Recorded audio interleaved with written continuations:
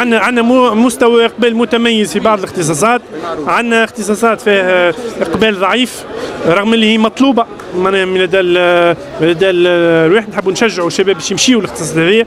احنا زدنا في عدد المنح وفي بعض الاختصاصات اللي باش نخليوا الشباب يقبل عليها بكثافة، وإن شاء الله ندعموها أكثر ما يمكن. وهذا بطبيعة الحال عمل على المدى الطويل، ودور الإعلام أيضا ودور المجتمع المدني ودور القطاع الخاص في التحسيس بهذا الجهد حتى نستطيع أن نبني منظومة كما قلت تستجيب للمقتضيات.